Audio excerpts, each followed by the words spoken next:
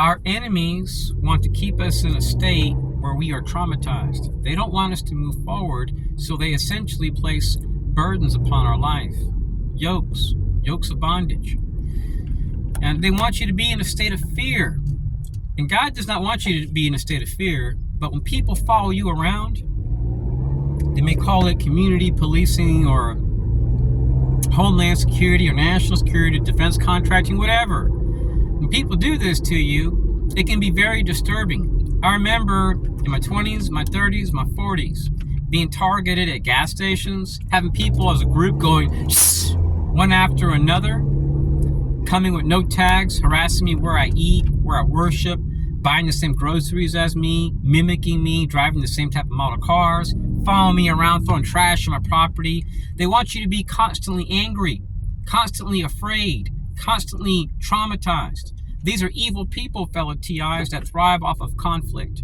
And they'll utilize select members of Kwanzas, law enforcement, LGBT, diversity and inclusion, military participation. They'll use your cops, and your cops will always back out of this. And the reason why is because due to state and federal laws, they got to keep it off the books. They have to conceal it. I mean, it's different if they try to shoot you, but for these type of operations, they have to conceal it. And they try to say it's an investigation. It's really not. These are high-risk operations, and you may notice there's a lot of Israelis in this, radical feminists, people with really short hair, driving black SUVs. The list goes on when it comes as far as stakeholders. So if you're a TI, they may use American Legion. They believe in the 4 pillars. Then you have the Lions Club, Rotary Club, Kwanzaa, school teachers. I mean, the list is massive. Associations, regional councils, mutual aid agreements. And some of these groups may have 6, 7, 8,000 members.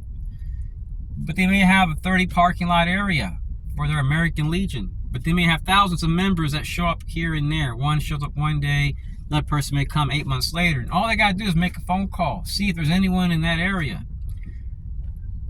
And then before you know it, you'll have people that are informed about you. They may reach out to Public Works and they may use 2 or 3 to talk to your neighbors. They may utilize a local housing association. And before you know it, you have people whistling at you, harassing you. I remember that for years, it was every day, multiple times a day. People would park their car, walk up to me and go, psst, then get in their car and they would leave. So these are people that they are doing things that would cause the average person to react. They want a reaction. And we are dealing with people that want to entrap you. They want to destroy your life.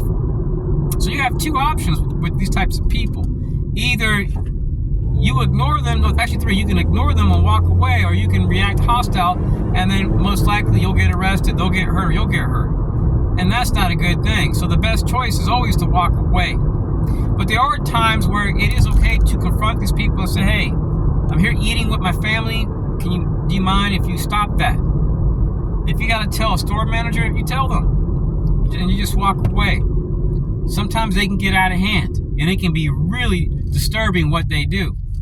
So if you're in this, I encourage TIs to never move to a country which has an information sharing agreement with this country, and always communicate with your police chiefs in that country or county, wherever you go to.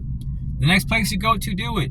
And let them know what you've gone through, so that way they see what you've experienced for years. So when you move, that police chief may have some mercy on you, along with the constable, the sheriffs. They may say, no, we're not going to allow this here. This guy already complained about this to police in another state. Stay strong. The enemy may keep coming your way. And they may reduce your targeting or increase it. But whatever happens, do your best to deal with it. Take road trips. Try to get away so you can heal. God bless. Peace.